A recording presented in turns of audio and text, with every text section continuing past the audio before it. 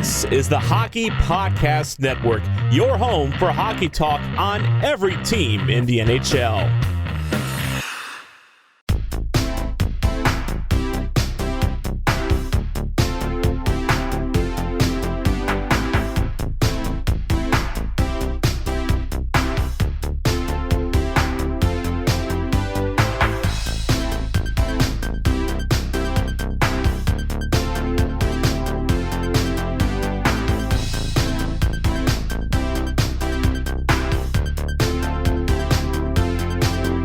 Welcome to Offside by a Mile, the podcast for anything and everything Colorado Avalanche, and the official Avs podcast for the Hockey Podcast Network. Well, I think it's safe to say Joe Sakic only works on Mondays. It seems to be the trend. It's a Monday or nothing kind of news cycle for the Avalanche when it comes to the hockey team itself. I mean, the arena we got news of, but yeah, Monday, Tyson, Jost, Hunter Miska, and want to put money on the fact that tomorrow, or I guess Monday when you're listening to this, Devon Toews. Devon Toews gets signed. I would put a lot of money on that to happen. Well, you probably will, because what is it? Saturday. Is it Halloween? That's Saturday? Yeah. So, yeah. Joe's not working a Saturday. Get the fuck out of here. Hell nah. A Saturday. If it was a Friday, maybe. But Saturday, not a chance. He's got shit to do with the kids, you know? Yeah. It's just every time we're sitting there, episode just freshly launched. Avs news. Sweet. Okay. Not that this was huge Avs news, but you know what? It's all we got to talk about this week. So, Tyson Jost, I mean, again, not exactly surprising that he signed. Not exactly surprising the number he signed, because he hasn't really earned more than that. Yeah, for sure. And I mean, it seems to be the trend. It's like we were talking right before we started recording, and you said Dermott just signed in Toronto for, basically the same money. Exactly. And I mean, players like that, you can't expect to get paid in a financial climate like this shit show is. Yeah. So, and I like, to be honest, if this was a regular ass season with like an $84 million cap coming up, Tyson Jost probably gets a 1-year deal at $1 million or less. Yeah. Just because of the recency bias in the last 3 years, right? Mm-hmm. I mean, recency bias, that's his whole career. He's a 20-plus point guy. Yeah. Do I like Tyson Jost? Yes. I'm not one of those people, and I'm sure we've kind of been over this a million times, but I'm not running Tyson Jost out of the city. I like him. I really like what he brings. And if you look at the way he filled in the playoffs, true. Yeah, maybe he didn't put up points. He had 1 point this year in the playoffs. But he filled in really well for the guys that got hurt. He played his role, yeah. How many times do we got to say it? But that's what this team needs. Exactly. And yeah, this is the problem with Tyson Jost, right? First round pick, 10th overall. The number, the pick number, all that stuff, that is what drives what people are expecting out of Tyson Jost. Right. That's always what's going to work against him. We got to get over it. You got to get over the number that Tyson Jost got drafted at. Yeah. It's unfortunate. The dude just hasn't panned out in what was expected of him when he got drafted. That doesn't mean he's not an NHL player. It doesn't mean you just give up and throw him away. Which is, that's a case for a lot of players. Like, a lot of players get drafted in the first round, but their identity and, like, what am I trying to say? Their beneficial their kind of trademark in junior and all that, it changes. Their role changes. I mean, I always go back to Sam Bennett for the Flames, right? A lot of people were saying the same shit about Sam Bennett. Even maybe a little bit more intense than Jost. Well, like saying this guy, can't score, can't do shit. Part of Sam Bennett's problem is the fact that he came in the playoffs similar to the way Cale Makar did. Right. And lit it up. Right. Like, lit it up. Yeah. But, you're right. It's a very similar kind of thing. I think he was, 4th or 5th overall? Yeah, I think he was 4th, yeah. Right? And it's just like, he's kind of hasn't panned out. But, again, there's only so many top 6 spots on it in the NHL. Right. And every single first rounder is either a top pairing guy or a top liner. You want them in to be. No, but I mean in junior, yeah, right? Yeah, like, in junior. They sure. all come from that role. Yep. Well, not everybody's going to make that, obviously, right? Like, not everybody's Cale Makar. Look at Nail Yakupov. Yeah. Right? There you go. Exhibit Jesse 8. Puljujarvi, right? Look at the Oilers' struggles they've had in the first round. Yeah. I know, it's fun. We fucking picking on the Oilers is the best thing to do. But it happens, right? And I'm just using them because it's the easiest and the most prolific example, right? Right. But it happens to everyone. But again, Tyson Jost on the majority of NHL rosters is a top 12 forward. Yeah. And I mean, he may not be in Colorado, but that's okay. And still at $875,000, basically. Right. Just under. Yeah, it's a funny number. Yeah, 874, 125. Like, okay. Sure. I guess couldn't give him the extra 875, huh? Okay. Nope, it's not allowed. But right, like at that number, you put him in the minors. If he doesn't work out, then see you bye. That money's off the cap. If you need him to be in the press box 75 games of the year, sucks to be him, but I mean, it doesn't really hurt the team that much. And again, right, like we kind of said last week, what's going to happen with the rosters? Is it going to be a case of instead of a 23-man roster, right, the NHL allows teams to have 27, 30, kind of similar to the way it was in the bubble? Mm-hmm. And if that's the case, you need Tyson Jost, you need guys like that in the lineup or on the roster, on the bubble roster, whatever we're going to call it. Got that Colorado ambulance up in there. Yeah, because you know he's going to play. Guaranteed he's getting some games in. I hate to say it, but I'm not about to pretend like the injuries just aren't going to happen. Yeah. I hate it. I hate it so much. We can hope that they're not as impactful. But yeah, that's the thing, you know, when you come out of a draft, like anyone, it doesn't even matter where you're drafted. If you get an NHL player out of that draft pick, you succeeded pretty much. Yeah. Like it doesn't, I mean, of course you have higher expectations for someone like Jost, but I mean, he's playing a role on this team. So it's one of those things, right? Like you need to hit on, I think, 2 or 3 players in the draft if you have all 7 picks. Right. I think it's somewhere like in the 2.5 range or something like that. Makes it a hell of a lot easier on you anyway. Yeah, right. And you don't have to go free agent hunting and stuff like that, right? And you can do what the Chicago Blackhawks did, where you trade away big name players like Dustin Byfuglien or Brandon Saad or Panarin or whatever. Andrew Ladd, right? You need that from the draft, and yeah, exactly. It's not great that Tyson Jost isn't the best player they got from that draft, but at least he's a player. Yep. And most likely Tyson Jost is going to be a trade piece eventually. Like he'll be a part of a trade. Yeah, possibly this year, trade deadline or something. Whenever the fuck that'll be, I guess. Yeah. Trade deadline in May. Okay. Isn't playoffs around the corner?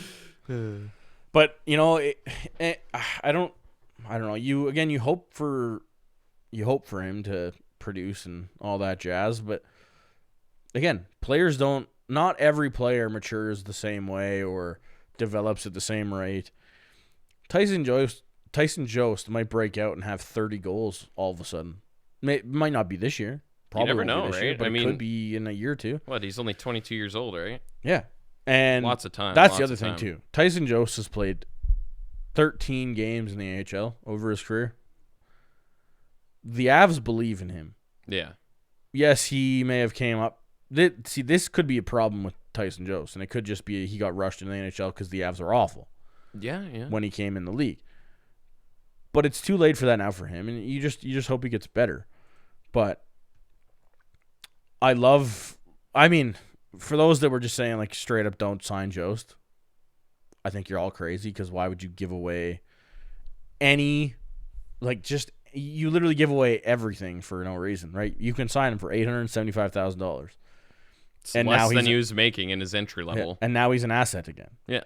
Right? So, and it's a pretty damn safe contract. I don't really know how you can lose with this contract. Yeah. So, yeah. I mean, again, you look at signings across the league on these cheap contracts, and you're looking at guys like, name-wise, they sound great. Like, you look at the Leafs. They signed Joe Thornton. They signed, Jason Spezza they re-signed, stuff like that. The upside on Tyson Jost is way higher than a guy like Joe Thornton or Jason Spezza at 35+. Yeah.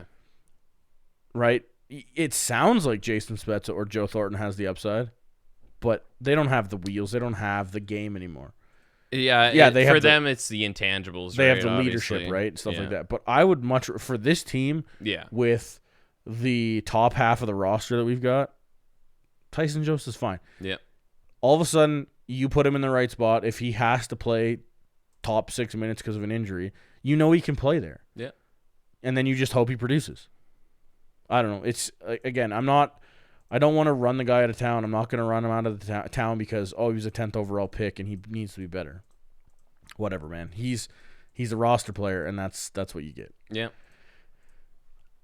Now, the other reason people are saying, just get rid of the guy. Well, we have Martin Kaut. You have Shane Bowers. You have Sheldon Dries. You have all these guys, Logan O'Connor, that need a place to play, and is Tyson Jost going to keep them out of the lineup? That's stupid, blah, blah, blah, blah, blah. I kind of see your point there. I kind of do. But again, the Colorado Ambulance are coming, and those guys are going to get a shot too. And plus, with that regard, it's like, a little internal competition can't hurt as well, right? No. That just elevates everybody's game. Again, with $875,000 on the cap for Tyson Jost, that's not keeping him in the lineup. It's not. If somebody beats him in camp, he's beaten in camp, and you're going to ride in the minors or whatever. Because, again, you look at the waiver wire that we've kind of seen so far, Tyson Jost is not getting picked up on waivers if he gets put on waivers. Yeah. Right? So, again, he's an asset for the Avs. It doesn't make any sense to do anything less than that.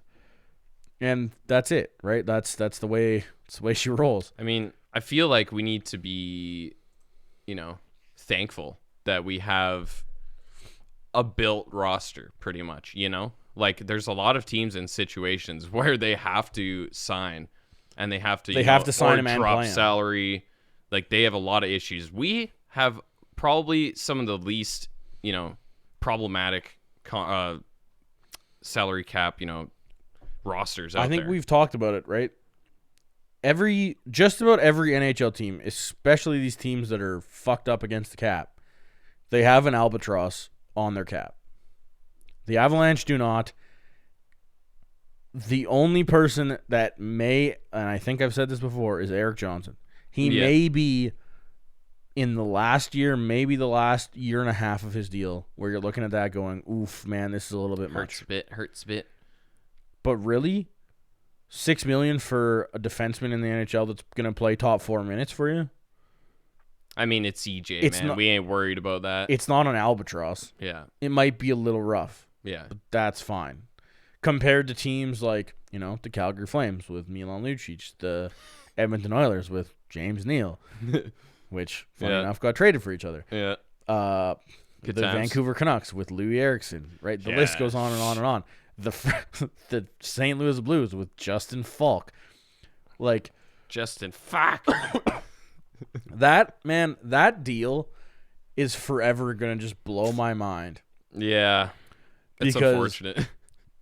It's just starting this year, isn't it? Yeah, this is the upcoming season is the first year of his contract that is 7 years long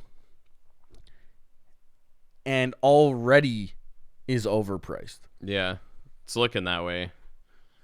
Yeah, I mean, maybe they jumped the gun a little bit on that one. I just said about Eric Johnson at $6 million. Justin Falk is at $6.5 million. Yes, numbers-wise, it doesn't seem as bad. Or, like, it doesn't necessarily seem like it's that much different. But, man, Justin Falk can't play hockey, it seems like. Yeah. Yeah. And he hasn't even started his deal. That's got 7 years to go. Like, it's a hefty unbelievable, man. Like, it's just... And for the first 5 years, he got no trade clause. Yeah. Like, which is like, ugh. What?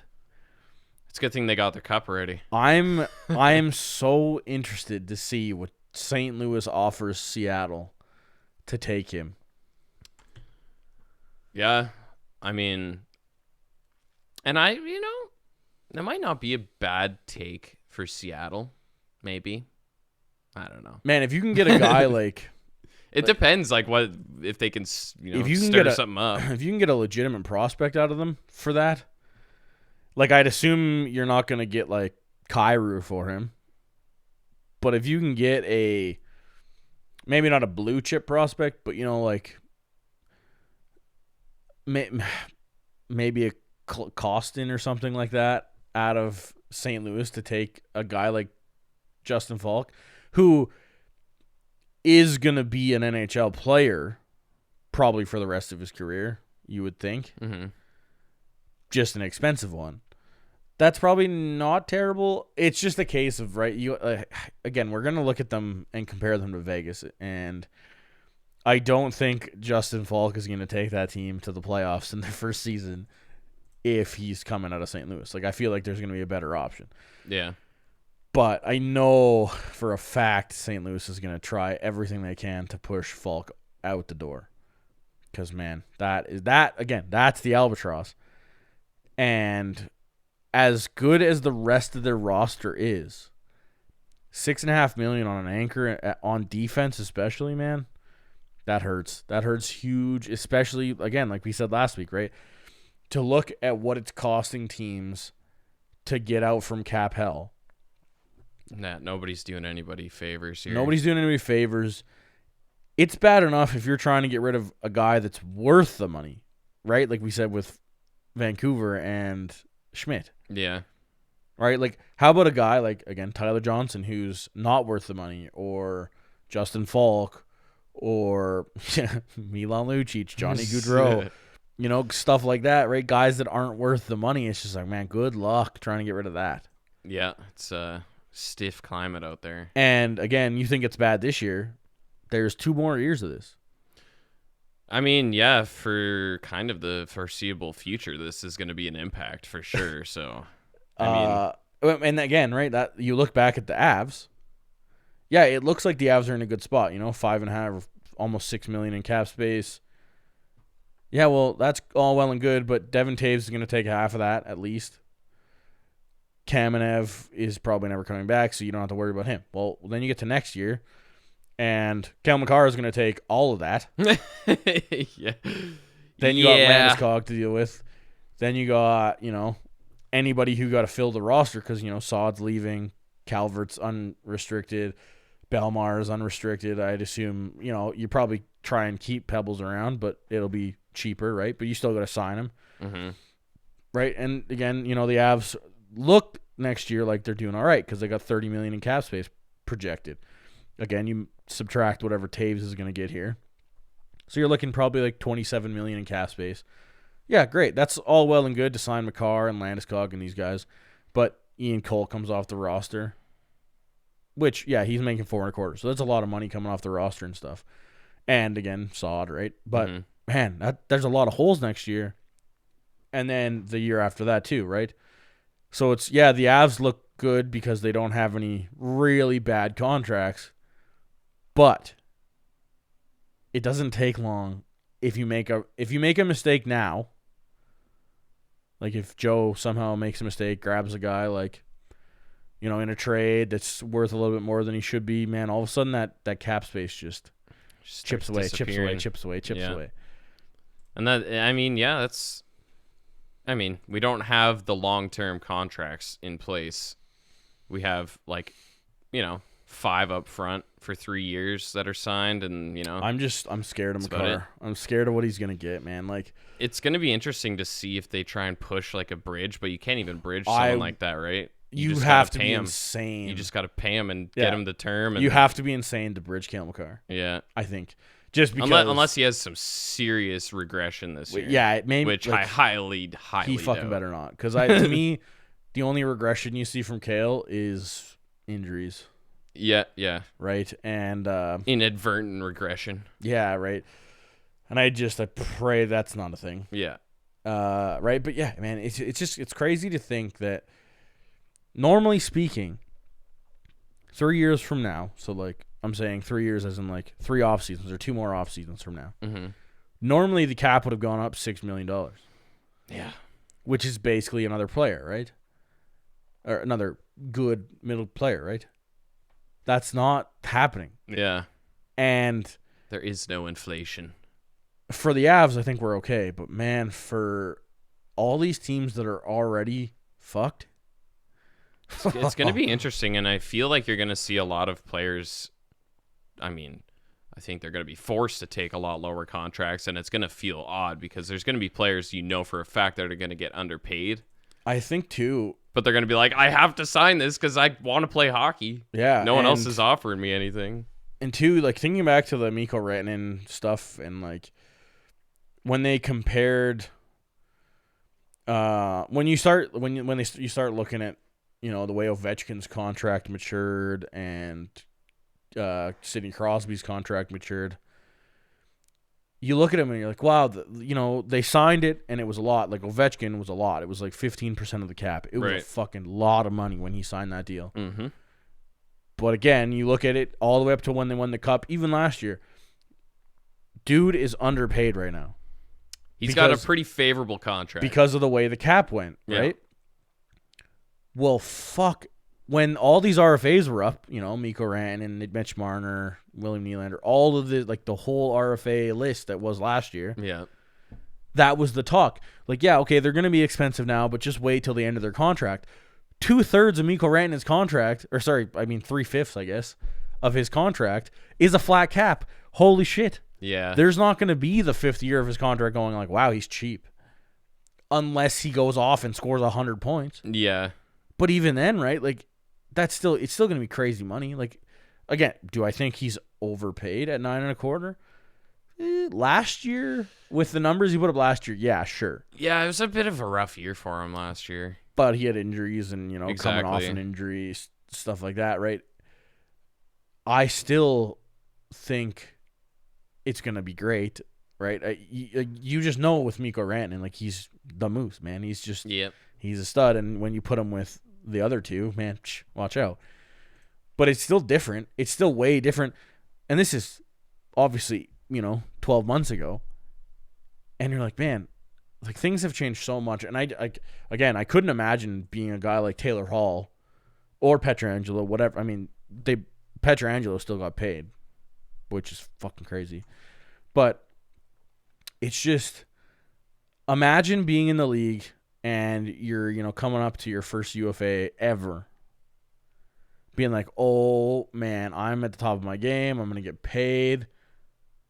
And, you know, we already saw the curve going down for players like that where, you know, the league is getting younger, so they're not paying free agents as much because, you know, they know that 35 plus is going to be bad. And then you're Taylor Hall and you take a 1-year deal. Yeah. Right? Like, I couldn't imagine just watching, like, the dollar signs just fly away. Yeah, and that's the thing about Hall too, and I don't know, like, every offer that he got, but there was kind of the rumors that like we actually offered him just over $4 million for a year, and then same with Edmonton Oilers, they offered somewhere around like 4 to 4.5 for 1 year. It's like, oh my god, that's what you're getting offered. Yeah, dude, like it's a damn miracle. I think they got $8 million for a fucking year in that's in the Buffalo tax. Yeah, that's it's like that's you guys suck. That's crazy to think that, like, that's the offer. Mm-hmm. That we gave Taylor Hall. Here's $4 million, bud. You don't even make as much as fucking Kadri. Remember at the trade deadline when you're talking, it was like, man, he's gonna be like $9-10 million next year. Yeah, yeah, that's gone. Yeah, how depressing, right? It's just I mean, it's a struggle. Obviously, it's unprecedented times. You know, never heard that one before. But right, again, you know, every time you see RFAs come up and you talk about buying the free agent years, right? And it's generally more expensive, all this shit. But those players, quote unquote, know they're going to get paid at the end of that deal when they get to that free agency time. Right, as long as, you know, they keep the course. Yeah, well, psych, not so much. Yeah, rough. Right, I mean, again, Taylor Hall's not broke. He's been making a lot of money. These are all NHLers. They're all making You'd great hope he's money. not broke anyway. Yeah, that too. Don't pull like a Jack Darren Johnson. McCarty. Or Jack. Don't give your money to your parents. Oh, that was a rough story. That's a poor guy still. Yeah, shit. But yeah, right? It's crazy to think of the landscape right now. Yeah. And yeah, I mean, the $4 million for Taylor Hall thing, like, fuck, if they would have got him though, I'd have been so jacked. See, that's a time I could have got on board with that. But think about it though, right? They get Taylor Hall at $4 million. They still don't get. They don't have the money to get Devon Toews. Yeah, I mean that is kind of true. And again, I think I'd still rather the upgrade on D than to adding Taylor Hall at $4 million to this offense. Like we've gone off on the Hall topic, and we don't need a player like that. Yeah, so, right. Yeah, we got Sod and then Toews. So again, Hunter Miska re-signed as well on Monday. Yeah, I was hearing Joe Sakic talk a little bit about him and how he's happy with his progression and everything. Yeah, so I mean, it's good. Again, right? We saw him in the bubble in Edmonton. Didn't see him in a game, but he was there. He made it. He did his quarantine and all that jazz beforehand. Just like because he came later. Yeah, right? he came after Frankie got hurt. Fuck, we almost needed him too, Yeah. right? Like, if we got on a little bit longer, then Hutch got injured. We'd be like, well, here you go, Hunter, get in there, bud. So I mean, for that reason alone, he deserves it. But I mean, 2 years, $725 a year. I mean, it is what it is for him. Can't hurt. Gives us, that extra support. I feel bad a little bit. I mean, it's a 2-way deal, so he's making $100,000 in the minors. But whatever, at least he makes $100,000. Hey man, it's better than a lot of people. I would play hockey for that, no problem. Hell yeah. I don't know if anybody would want me to play hockey for that. Definitely not. All right, there's a reason we are talking into microphones. But yeah, I mean, it's a good depth thing, because a depth move for the Avs, because you're looking at Grubauer, Frankie, Werner, and then Miska, right? Like, yep. Annanen's not coming over, I don't think, to play meaningful games for the Avs. Not right now, that's for sure. Right? Like, I think you're probably, I mean, fingers crossed we only see Adam Werner this year, if we see anybody from down there. I mean, yeah, we could use not having. How many goalies did we use? 5 last year? 5? I think it was 5. Yeah. We had Werner, Hutch, Frankie, Grubauer. There's one more, right? Oh no. No, I think it was just Maybe 4. it was just 4. But still, that's 4 is too many. Yeah. If you want to sit on the bench, Ideally. that's fine. That's cool. Please don't get in the game. But yeah, so I mean, that's the Avs news. I mean, I guess the other big news-ish, it's kind of weird. This is always the weirdest thing. Arena naming. Corporate naming rights are always the weirdest thing. And I've seen it on Twitter. Everybody's joking around about how it's the Pepsi Center. It's going to be the Pepsi Center forever. As a Leafs fan, can confirm they play at the Air Canada Center still. Yeah, right. It is not Scotiabank Arena. I can't do. It's just not right. It just does not feel right. It's so weird.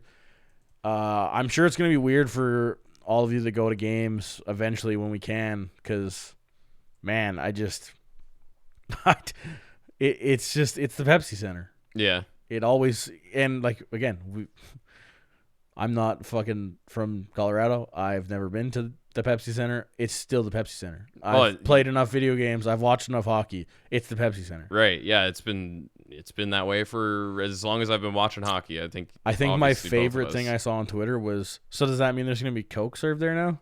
Yeah. Right. Which, I mean, naturally should be the reason. Ideally, I'm sure they would. But apparently not. Apparently Pepsi's sticking around. Yeah. Okay. I saw Dater tweeted that or something. It's like, shit. But yeah, so again, some of the cool stuff that came with this, it's, again, Ball kind of made, like, there was a partnership this year with them, right, where the recyclable aluminum cups and stuff were a thing. Well, apparently that's going to basically become everything. Everything's going to be recyclable in there, which is awesome. Fucking sweet. Especially considering what's going on in Colorado at the moment. Right. -8 today, I believe, in Denver. And forest fire problems. Like, that's crazy. That's absolutely nuts to think about. Like, we were sitting here talking about the weather here before we started recording. It's -17 Celsius today. Yeah, sorry. I guess you guys are, I don't know, whatever minus 8 is in Fahrenheit. You're silly. You silly Fahrenheit. Americans. But yeah, like it's freezing cold here, and it's friggin' it's legitimately winter in Calgary in October. Like I can't handle this. Like just can't even. Normally it's, shitty, snowy weather, whatever, for a couple of days and we're good. We're back to normal. No. It's winter. And then to think that people are being evacuated from their homes in Colorado because of forest fires in October. Like, what? Yeah. Insane. Again, I hope y'all are safe. Yeah, I hope stay everybody's, safe out there. Doing okay. But the recycling program that's coming with the ball stuff, again, it's 2020. It's time. Let's stop using fucking disposable plastic and shit when you don't have to, right? Yep. I think that's going to be huge. I'm really curious to see what they come up with and like the innovations they find, because the cups were pretty sweet. Like again, right? That joke that was going around, like, oh, what are they going to call the arena now? It can't be the can anymore. Well, I mean, the Ball Corporation makes a shitload of aluminum cans, so I think we're good. Could do it still. However, personal favorite, I think it should be called the Sack. I think we should go with the Sack. I think that's a family-friendly nickname for everyone. I think that's fine. I think that's the one we should go with. You heard it here first. Yeah. Get some hockey going on. You're in Denver in the Sack. Get some hockey going on. Get some sweaty sack action going on. It'll smell great in there. It's gonna be good. Get that sack nice and warm. What? But yeah, so there's that. I mean, I think that was the best sales pitch ever for what we should call the new arena. Easy. You got my vote. Maybe we should make a shirt. Yes. New merch. Please. Coming this year. That's the Sack. That's how we know if we sold it well enough. If anybody buys that shirt. The new merch. That'll be the Offside by Mile first merch line is the Sack. The shirt. Sack. Yeah. The Sack. I mean, kind of the Sakic. Yeah. That's what we're going for. Yeah. It's the SAK. Yeah. Yeah. Not SACK. No. Got to keep it family friendly. Yeah, family friendly. What are you talking about? It's named after I don't know Sakic. what you're talking about. Yeah, no. It's a pun, okay? Anyway. So, I mean, again, that's the news we got for the Avs this week. Wow. Woo.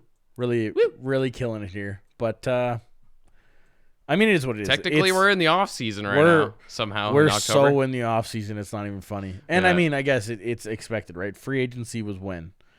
The 9th?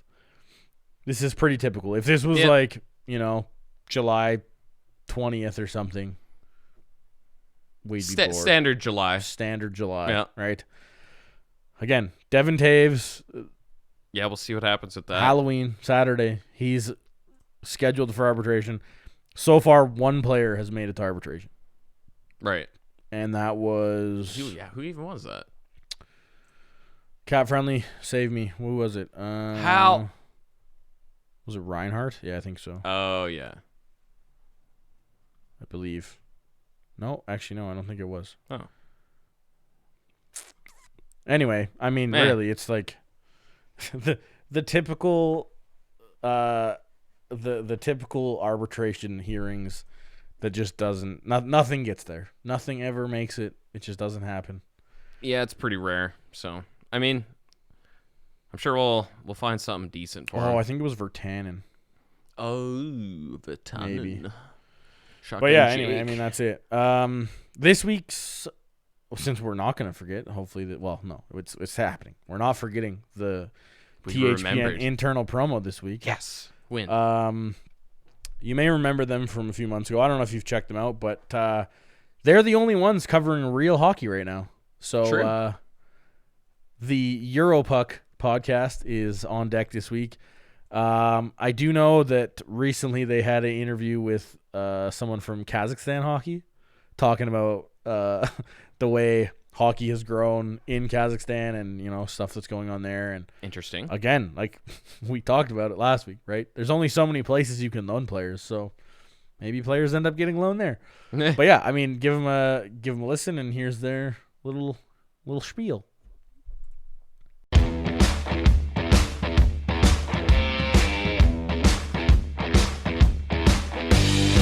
Hello, bonjour, hello, hi, heya, and privyet, hockey fans. Welcome to the Europuck podcast, the show where two Brits talk all things European hockey as part of the Hockey Podcast Network.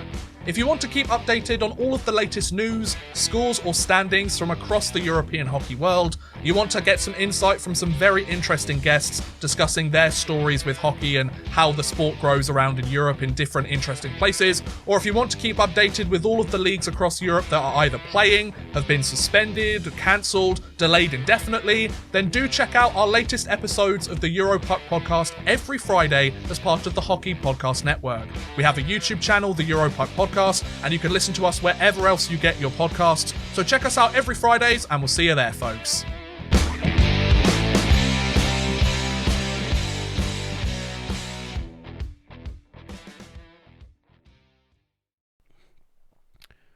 Again, that's the boys from the Europuck podcast. They used to host the Boston Bruins podcast. The Brits on Bruins. Yeah, for the Hockey Podcast Network. But I think it got a little challenging with the time changes or the time zone differences and stuff. Man, I couldn't imagine. We tried to have them on when the Avs were playing the Bruins one. I don't even know. It's like in January. I think so. Something. It must have been January or something. And it was like, we'd love to, but we'd have to record at 2 a.m. Yeah. I don't know if we can do that. I don't know if we can make that work.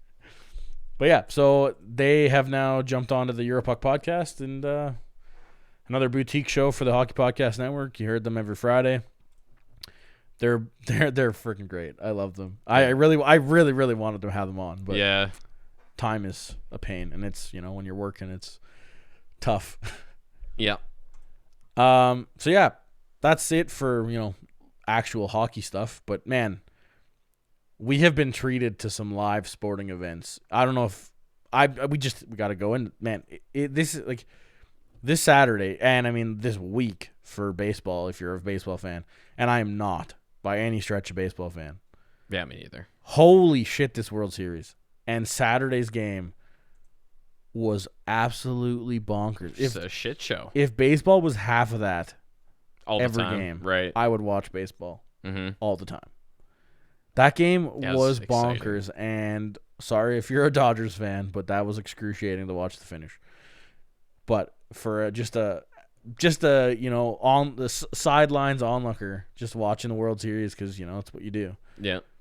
God damn, that game was crazy. Yeah, that was filled with some events, man. Just ups and downs and lead changes and big home runs, like a lot of home runs too, right? And some unforced errors to just a little bit of a messy ending. It was, Yeah, there was objectively watching, it was pretty crazy. There was definitely some weird moments, like the Muncy slide, or the steal, or no, I guess it wasn't even a steal. He just stretched the single into a little shorter than a double. Oh yeah, right. Where then he falls over at second. Oh man, that was a beautiful thing. That was friggin' beautiful. But yeah, what a game. And then, I guess it's not even then, it's before that, because, the UFC decided, Right. hey, let's have the biggest fight card of the year at noon. Yeah. Noon on a Saturday. Yeah. Which, first of all, that was weird. And as is tradition with the UFC, fans in the building, but man, what a card. Like, and that was that the wrap up for Fight Island? I feel like that was the last one they're doing there for now anyway. Yeah, because I think the next 3 events are like Dana White Contender Series events and stuff. Yeah. But yeah, man, it's like a 6-fight main card. 5 of 6 fights end in finishes. Yeah, that main card was insane. And the only fight that didn't end in a finish was Whitaker and Cannonier, and it should have ended in a finish because Whitaker had Cannonier on the ropes after he just absolutely annihilates him for, I think it was the second round. Yeah. Just an absolutely crazy card. And then, to top it off, Khabib Nurmagomedov retires. Yeah, after just an insane performance, man. Like dominating, just to so many people were like, oh, Justin Gaethje, he might have a chance here, And honestly, I truly thought that too. I feel like that was the best fight. Like, the most... This is the thing about Khabib. I think that was the most competitive fight we've seen Khabib have. Yeah. And he annihilated him after like 7 minutes. The most adversity Yeah. he's ever... He didn't even look phased ever. It's like... He took some shots. Like, there were some heavy leg kicks, heavy punches. Like, you could tell his leg was a little beat up for sure, but he didn't even give a shit. I just, man, like... Again, we kind of talked about it, you and I and Brett, when Khabib's dad died. When he passed away after numerous issues. One was COVID, then it was a heart thing. It was just a whole bunch of crap. Mm-hmm. We talked about it, and it was, man, is Khabib ever going to fight again? Yeah, it was a question. And it was a question. Well, you got your answer. He fights, and then he retires. And he retires as a 29-0 professional MMA fighter. Respect. And what was that, 13-0 in the UFC? Something like that. Yeah. And again, 13-0 in the UFC, and 7 minutes of Justin Gaethje was what I remember to be his most challenging fight. Oh, yeah. Which is just absolutely bonkers, and that's what's disappointing, that he's retiring. Yeah. I don't blame him because of what he's gone through, and like he kind of said after the fight, you know, he told his mother that was going to be his last fight, and he's going to back his word, blah, blah, blah, blah. But, man, he is probably the biggest draw in the UFC, and he doesn't have to do any freaking sideshow shit like McGregor does. Right. None of that crap. It's just purely based on the athleticism and based on how much of a monster he is. Yeah, it's just he doesn't need to. And then you find out later that he broke his foot 3 weeks ago. Right. Like, what? What? And then absolutely just dominates Gaethje with the most nasty choke. That was... Because that's the other thing. Khabib didn't win that fight like normal. Normally, he mounts you and beats the shit out of you. Yeah. Yeah, he went straight for those submissions. Yeah, dude. Like in the first round when he took him down late and he went right for the armbar. Yeah. Like, yeah. When he tried to sink that armbar, I was like, oh my God. Yeah. Oh my God. And that's the thing too, and you know, everybody's always talked about how dominating he is on the ground, but like Justin Gaethje is like a collegiate, like national champion wrestler or something, right? Well, yeah, like he had a pedigree in wrestling. Gaethje stopped the takedown in the first round. Yeah, and he just got steamrolled. Like that's the scariest part of Khabib, man. Especially like over the last 3 or 4 years when he really started to build up his striking game. And like, my God, he looks good. Like his boxing is really good. Like he's one of the better boxers in the division now. That's the thing, is like, I don't even think Khabib's as good as he could be. Yeah, like I feel like he would still get better over the next few years. Basically based on that, like his striking has just improved so much. And he doesn't need to. Yeah. And then like it's just like, oh, I got hit once. I guess I'll take him down. Like he could have probably out wrestled DC. Well, like, I mean, maybe he has. They train together, right? That's true. And like that's what DC always says is like, dude, this guy is like the strongest guy I know. Yeah. Like Cormier is twice his size. Yeah. He could probably pin him down. Yeah, like pull in a fucking triangle like that. But yeah, like the only thing this fight was missing was fans. Like again, we've said it. We've said it. The UFC guys have said it since fucking February, since they've been doing these without fans. March, like I guess. Yeah, something like that. Since they've been doing it without fans, just the amount of times that this fight is crazy. If there was fans behind that, it'd be even more crazy. Like you go back to the World Series. Thankfully there was fans at the game yesterday, Saturday, that actually got to be there and enjoy and cheer and all that stuff, because it made it feel right again. Yeah. Yeah, it wasn't full, but who cares, right? And it's just, man, like, Man. just to think of what fans could have done, like celebrating the Khabib win, and even Khabib's win, Whitaker's win, Volkov's knockout, Phil Hawes knockout. Oh man, my God! 18 seconds into the fight, that was Phil scary, Hawes dude. just That guy's a beast, dude. He connected with 4 knockout punches in a row. Yeah, that dude was like dead. Like he did not get up for a while. Like he was hurt. Yeah, that was epic, man. Like such a good card. Man, it was such a good card. Yeah, and speaking, like obviously that's kind of why you're talking about the audience or crowd noise. That would have been so loud. That fucking arena would have been popping off with that main card. That was an epic card. Yeah, and then, the retirement news would have been crazy too because people would have probably gone nuts.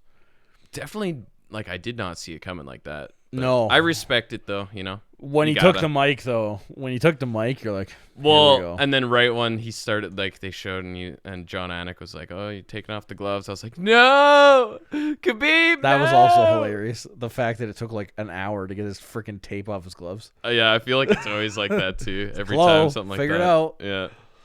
But yeah, I mean, it was a crazy Saturday. Sunday night, I'm hoping the World Series. Actually, are they even playing tonight? I don't even know. I couldn't even tell you. But man, for good sportsing. For the amount of sports that we've got right now, that was quite the Saturday. And I mean, we've talked about the UFC before, and just man, they are absolutely fucking killing it. And I wonder as well, that's the thing that UFC has an upper hand on a lot of other sports is that they got the pay-per-view events, right? Yeah. I'm sure they sold a fuck ton of pay-per-view events for that. I know main card, or Dana White's a salesman, I know, but he was talking about it on Wednesday about how social media was trending for the fight and it was going to be huge and blah, blah, blah. Right. The only thing I fear for the numbers is the fact that it was so early and it wasn't prime time in North America. Yeah. Because obviously, North America seems to be their biggest draw. Obviously, that's why they cater to fight fans in North America, right? Mm-hmm. Obviously, Vegas is the fight capital, all this shit, right?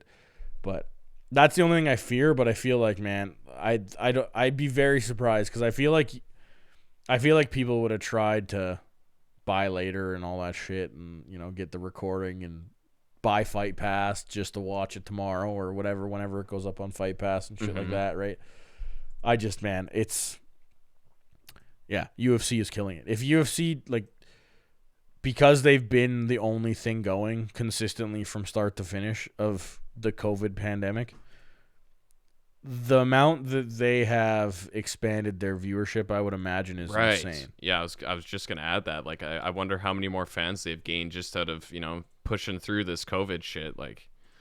Well done, man. And all these fight cards, there hasn't really been a bad one. There's been, some not so great ones. Even fight nights have been good. Yeah, they're most of these cards have just been lining up and just producing some fire, man. Lots of good fights over the last few months. Right? So. You even look at Thank God for the UFC. Yeah, you even look at the fighters fighting out of Denver, right? Pretty much every single time they've gone in the ring, they've fucking performed well. Right. Yeah, that altitude, baby. Yeah, I just... What is it, team elevation? Yeah. That's what it's called, right? Yeah. Right, and it's just fuck yeah, man. Fuck yeah. Just, I love it. Clearly you and I love our fights. Brett, probably even more. Yeah, and I'm so stoked because we got Uriah Hall and Anderson Silva coming up, which is Anderson. Week?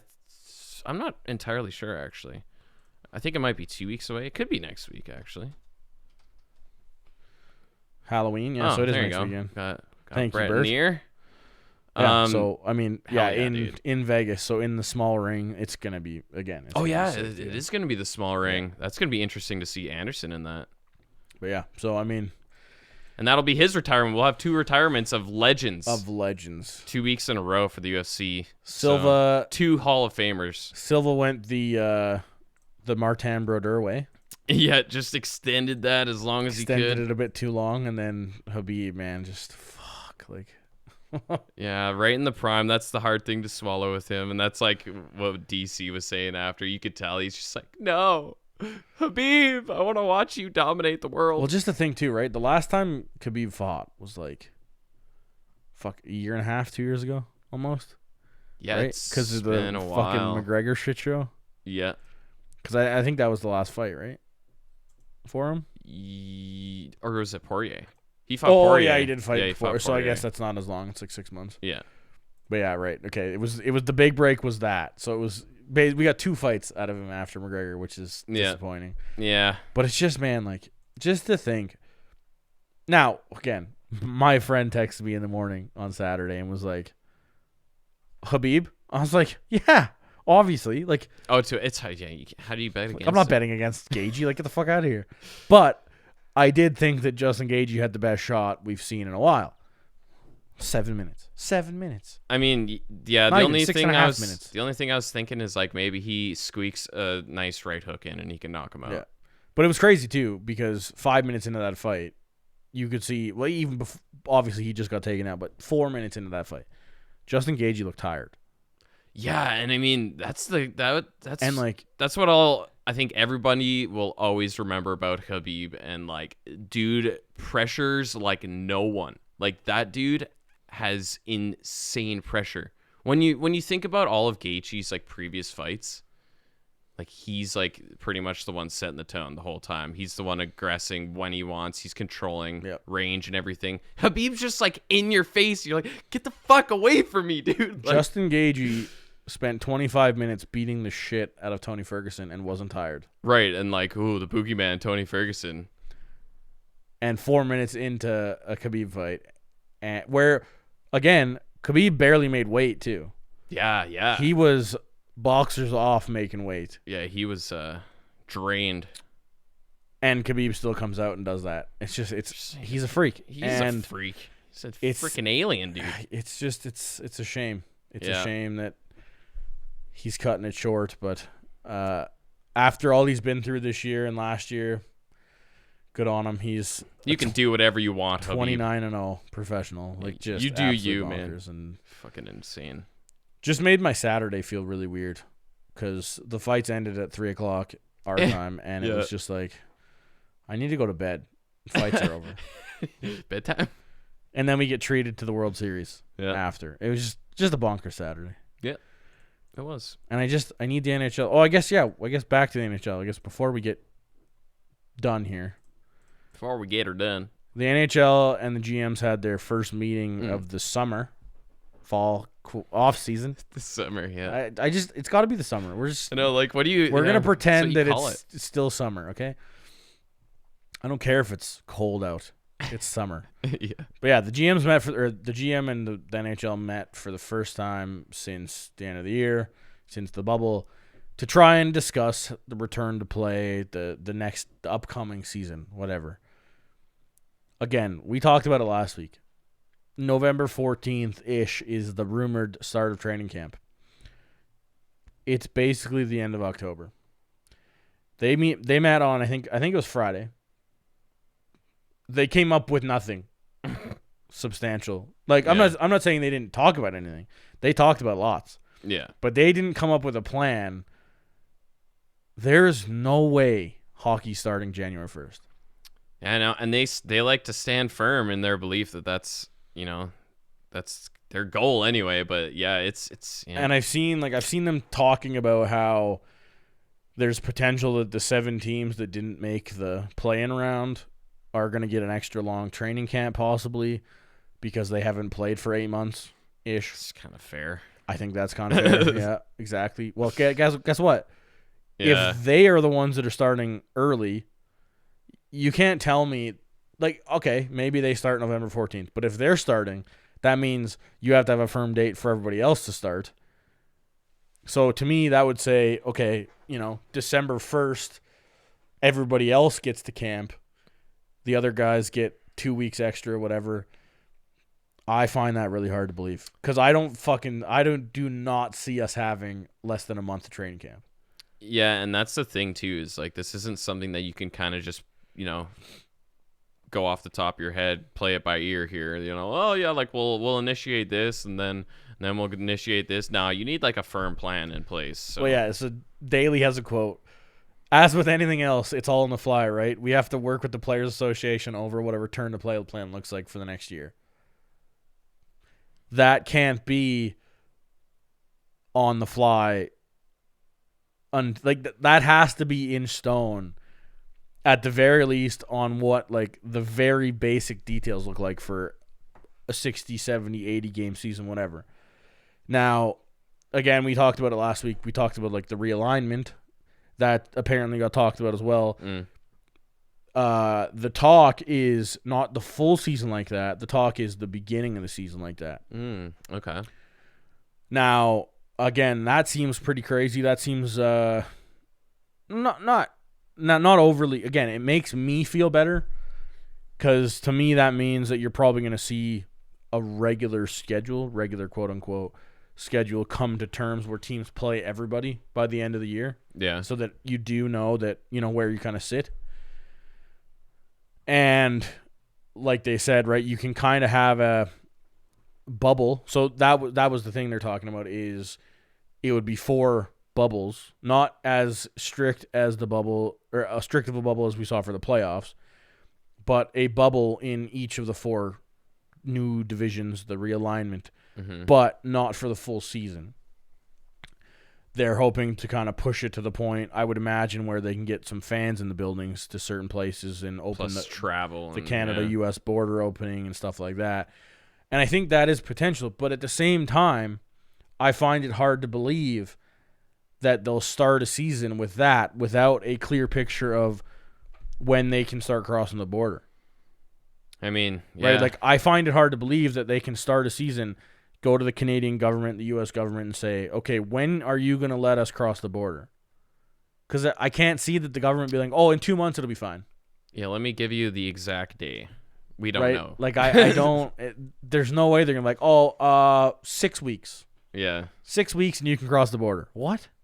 Yeah, that's the tough thing is like how no one fucking knows how long or how bad this is still going to be. Yeah, so it's like, I don't know. X months. Yeah. And again, right? Like, yeah, the bubbles were expensive to start with the playoffs. We've talked about that. These bubbles, as they're not going to be as strict, are obviously going to be cheaper. But still, you're not going to have any fan revenue. And you're going to be playing all these player salaries. You're going to be paying for the bubble, whatever it ends up being, right? Because I'm assuming you're still going to have stuff where, like, you rent out all entirety of restaurants and stuff like that. Yeah, traveling anywhere, right? It's right. Like so I just quarantined up. I don't know, man. It's still. I think we're still a long way away. I still think January 1st is a crazy thought. January 1st training camp starts. That I think is more possible. But still, I mean, it's just.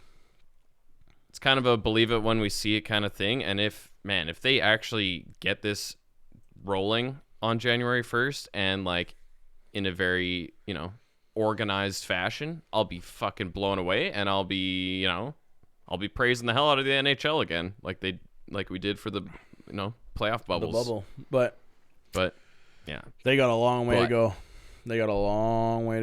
Yeah. But yeah, so that's your hockey news. That's your random stuff news. And till next week, Devon Toews is going to be signed on Monday. Just wait and see. It's coming. As you're listening to this, yeah, you're gonna listen. You're gonna listen to this at like 11 a.m. You're gonna be listening to this podcast, and you're gonna get a notification about Devon Toews signing. Just it's happening. I'm telling you, it's coming for $2.5 million.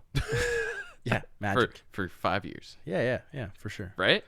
Okay, that might be a little Jared smoking too much of that green stuff. But, hey, that's okay. It's okay. A guy can dream. Thanks for listening, and we will catch you next week.